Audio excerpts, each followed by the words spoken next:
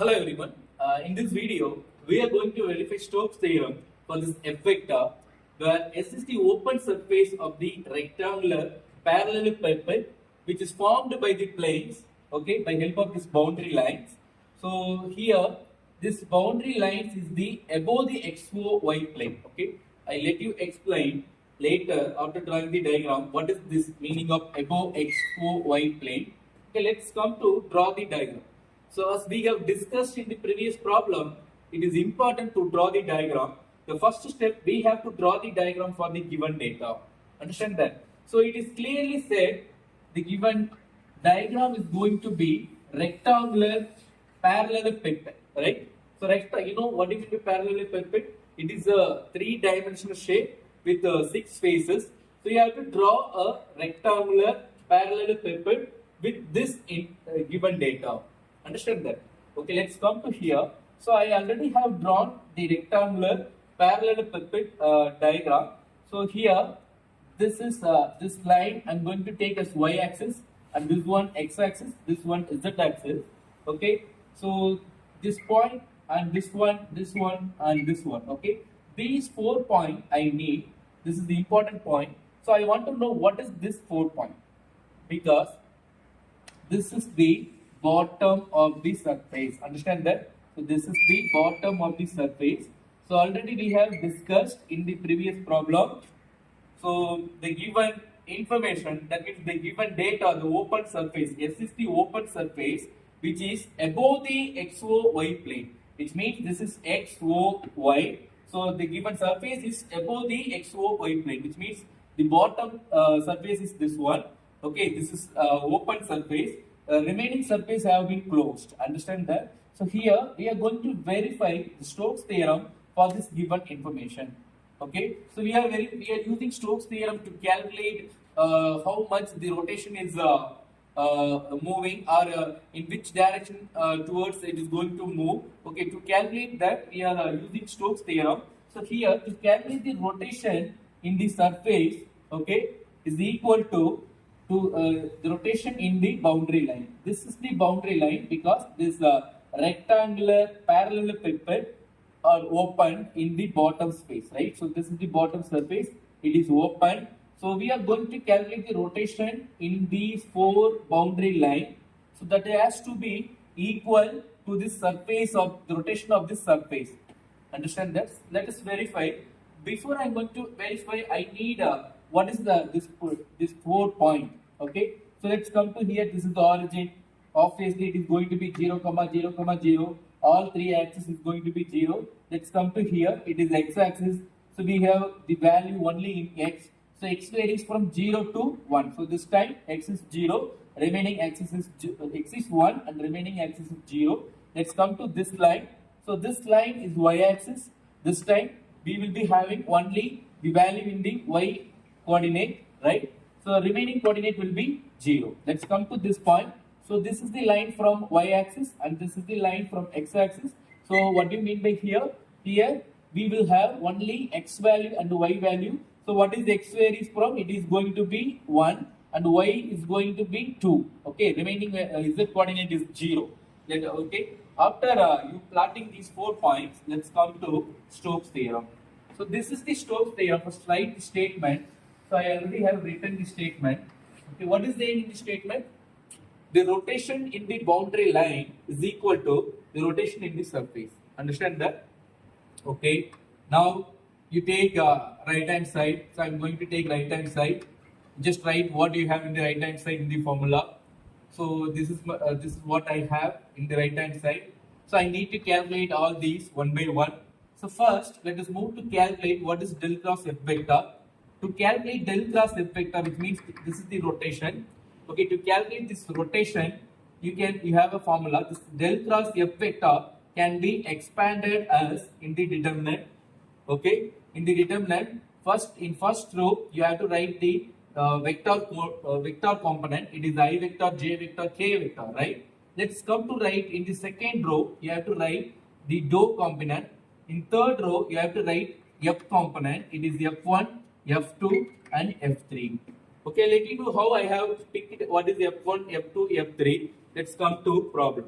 So here you will be having what is your f, right? So in all the problems you will be given with f, right? So you have to find out your f1, f2, f3 from the capital F, right? So the coefficient of I is going to be f1, the coefficient of j is going to be f2, the coefficient of k is going to be f3. After identifying f1, f2, f3, you just substitute all these three vectors in its place, right? So after substituting, let's come to take determinant. So already it is clearly explained how to take determinant. This is plus, minus and plus, right? So first you have to write plus I vector and its corresponding determinant value. How will you get its corresponding determinant value? By removing this intersecting column and row. The I vector, okay, what is the intersecting column and row that you have to identify? So these rows and columns are the corresponding intersecting rows and column of this I vector that has to be removed. The resultant value has to be, okay, has to be multiplied in the determinant, okay? So from here to here and here to here. So when you multiply from here to here, this becomes dou y of minus xy, right? So which means you have to differentiate this function with respect to y partially. So here we have y. When you differentiate with respect to y, your answer is 1. So this is minus x. So I have written minus x. Let's come to bottom to top, right? When you multiply from bottom to top, you have to differentiate this function this time with respect to what? Z, right? So we have z here. When you differentiate with respect to z, your answer is 1. 1 into minus 2y, it is again minus 2y. So when you are multiplying from bottom to top, you have to add a minus. So there also we have a minus and here also we have a minus. So minus times minus is plus. Let's move to the second vector. This time it is minus j vector as per the formula. This time you need to remove the intersecting rows and columns of this minus j vector. So let's find which one is intersecting. I think this column and this rows this time is going to be removed. You're going to take the cross multiplication of these four, right? So when you take cross multiplication, you have to differentiate this function with respect to what? X, right? So the answer is minus y, okay? When you take cross multiplication from here to here, this time you have to differentiate this function with respect to z. So there is no z. So you have to treat the other variable as constant because we are differentiating partially, right? When you are differentiating partially with respect to x, if you are differentiating, the remaining variable has to be treated as constant. So here we are differentiating with respect to z. This time we need to treat other variable as constant. There is no z. So therefore, when you differentiate the constant, it is 0. So therefore, it is 0. Let's come to k vector. So it is k vector. This time you need to remove the intersecting rows and columns of this k vector. I think these column and rows will be removed. The resultant value is this one. We are going to take cross multiplication of these four. So this time you have to differentiate this function with respect to x. There is no x. So all these elements are constant. So it is 0. Right? From bottom to top, when you differentiate, this time you have to differentiate with respect to y. We have y here. So y is 1. When you differentiate, the answer is 1. 1 times x is minus x. Okay. So after finding the determinant, let's write its simplest form. Okay. So here minus x 2y I vector j plus yj minus into minus plus yj vector, then minus xk vector. Okay, this is my del cross m. Okay, what are the things I need in the formula? I need for right hand side I need first del cross f vector, then I need what is n cap. Let's move to find n cap. N cap is nothing but it is a unit normal vector. So we have to find out the unit normal vector for this open surface. Unit normal vector is nothing but, okay, what is the perpendicular line for this open surface? That is your unit normal vector. I think this one is going to be the bottom surface which is open, right? So we need to find out the perpendicular line to this bottom surface. So obviously it is going to be the top surface, okay? All the lines from bottom to top is going to be the perpendicular line. So which is playing z axis, right? So which is playing z axis. So what is the vector is moving through the z-axis? It is k vector. So wherever you take a line from bottom to top, it is going to play as perpendicular line. So all these lines are going to be called as k vector, right? Because k vector is passing through the z-axis, I vector is passing through the x-axis, and j vector is passing through the y-axis. Understand that? So the obviously it is going to be n cap is going to be k vector. Now we know what is del cross f vector dot n cap. So we can take the dot product. So when we take the dot product, what is the answer? We can multiply only k with the k. The answer is going to be only k dot k is going to be 1, right? So 1 into minus 1, it is minus 1 into minus x, it is minus x. Okay, so now ds is the region, okay, the boundary region for this k vector. What is the boundary region for this k vector? Obviously it is going to be dx and dy. Understand? So now we know all these results. What is the next step? We have to substitute all these current results in the right hand side formula. So I have written double integral over s. So now I know what is my del cross f vector dot n cap. The whole value is minus x. So I have put minus in the outside. This is x. Now I know what is ds. It is dx into dy. Substitute all these results. Then use normal integration, double integration concept. First do inner integration, then do outer integration. So inner integration is with respect to x. So you have to integrate this constant with respect to x first. So when you integrate, it becomes x squared divided by 2, where you can substitute your x limit. After substituting, you will get 1 by 2, minus 1 by 2. Now let's move to integrate dy. So it is y. When you substitute your y limits, it is 2. Therefore, minus 2 by 2, the answer is minus 1. So this is my right hand side answer. Okay. Next, I need to find out what is the left hand side. Okay, where I have to get the same answer, right? So that is why then only we can say the given problem is verified by using the Stokes theorem. Okay, let's see how I'm working on to get the exact answer of minus 1. So first, you have to write what you have in the left hand side. In left hand side, I have line integral, that is single integral. Okay, so this is integral over c f vector dot dr vector, which means now you have calculated the vector speed in the surface area. This time you are going to calculate what is the vector speed in the boundary line, because these four lines are open. In the boundary line, you are going to take some value. By help of that value, you are going to find out what is the vector speed. Okay, vector rotation. Okay, the speed of rotation. So that value also match my RHS, right? Now already we have named from O to A and A to B, B to C and C to O. This closed line is called the common C. It is a closed curve, okay, which can be separated into OA, AB, BC and CO dot F vector dot dr vector. So now you need to find out what is the F vector dot dr vector in each line individually. Okay. Let's see, before I'm going to find f vector dot dr vector in each line, 1 second, this is not double integral, this is single integral. Okay, okay. Now, I'm going to use, I'm going to find out f vector dot dr vector first. So I know what is f vector.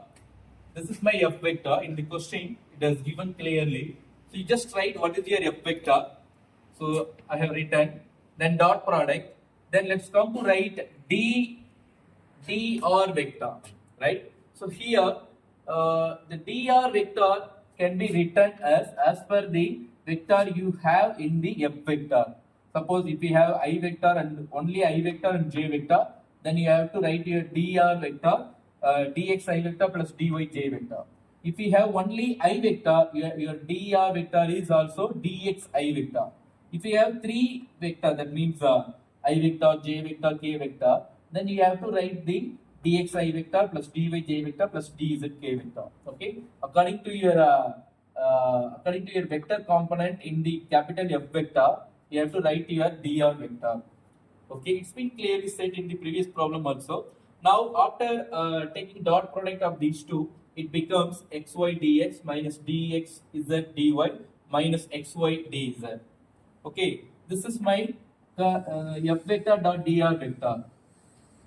Now I know what is f vector dot dr vector. So I want to check what is f vector dot dr vector in each line. First, let's go to along OA. Okay, which means when you walk along OA, from O to A, you have to find out what is x varies from, then y varies from, z varies from. From O to A, x varies from 0 to 1. From O to A, y varies from 0 to 0. And z varies from 0 to 0. You just write what are the boundary lines for x, y, z in O to A. You just write here. X varies from 0 to 1. Y is equal to 0 to 0 means you can write simply y is equal to 0. If z is also varies from 0 to 0, it is z is equal to 0. Okay. Now if y is equal to 0, then dy is also 0. Similarly for dz also 0. Now this is our current result.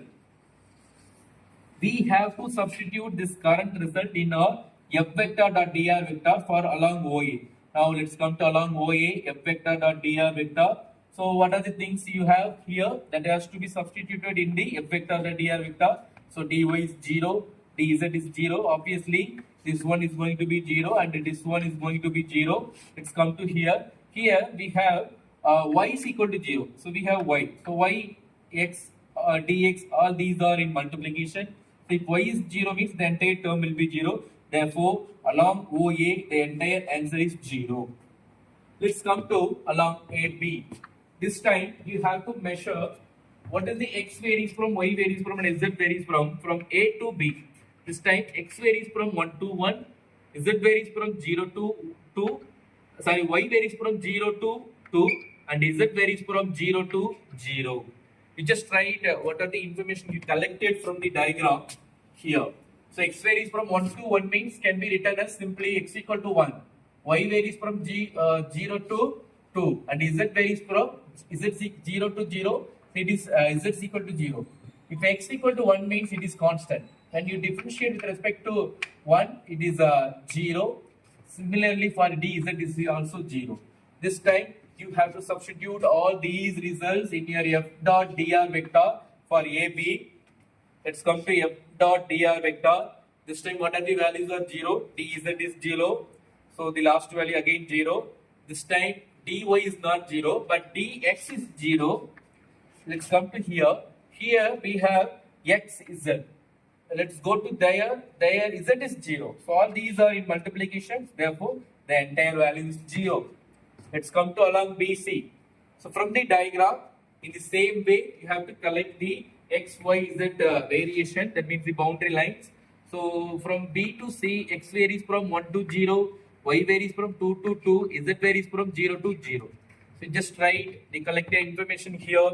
Now along BC, x varies from 1 to 0, y varies from 2 to 2. It can be simply written as y is equal to 2 and z is equal to 0, right? So after writing all these information, you just find out these information also. So I need these two also because when you differentiate dy with respect to x, then your answer is 0. Similarly for dz is 0. So now I need what is the f vector dot dr vector in the line BC. So let's go to BC, sorry, f vector dot dr, where we have to substitute our current result. This time dz 0, dy 0. Let's come to dx. There is no any 0 value in dx. So in dx, we have y value. What is y there? It is 2. You just substitute y value is 2, then it is 2x into dx. Which means you have to write only x limit. X varies from 1 to 0. So after simplification, this is minus 2 by 2, it is minus 1. Right? Okay, let's come to CO. Along CO, which means from this point to this point, that is the line. Okay, you have to collect the variation of x, y, z from C to O. So x varies from 0 to 0, y varies from 2 to 0, and z varies from 0 to 0. Again, you have to write all the collected information here, then find out dx x equal to 0 means dx is equal to 0, z is equal to 0 means then dz is also 0. Now let's come to find f vector dot dr vector in CO, right? So which means we have to substitute all these results in the f vector dot dr vector. So what are the values of 0? dz 0, this one the whole value will be 0. This time dx is 0, the whole value will be 0. Here z is 0, again the whole value will be 0. Therefore, this answer is 0. Now we have found all these answers for individual lines, right? So what is our final step? We need to find the rotation in the boundary line. To calculate that, we have separated the boundary line into 4 lines. So we have calculated the rotation in 4 lines separately. So that answer has to be added at the end. Now in boundary line 1, our answer is 0. There is no rotation. In boundary line 2, our answer is 0. So no, that means in boundary line 1, there is. So now we have to add all these results in the common line, which means already we have separated this closed curve into OA, AB, BC, CO. So already we have got the values of along OA, AB, BC, and CO separately. So I'm going to add these 4 lines. So in along OA we got 0, along AB we got 0, along BC we got -1, and CO also we got 0. When we add all these 4 lines, it is -1. That is our expected answer, because in right hand side we have got -1. In left hand side we have to have -1. Okay, we have now we have got the -1 here in the left hand side also. Therefore, left hand side is equal to right hand side. Let's verify the Stokes theorem for this f vector, right? So okay, this is the way how to verify the Stokes theorem for any vector. If you have any doubt on solving this problem, you can text me in the comment box. Okay, I will be ready to answer at any time. Thank you so much.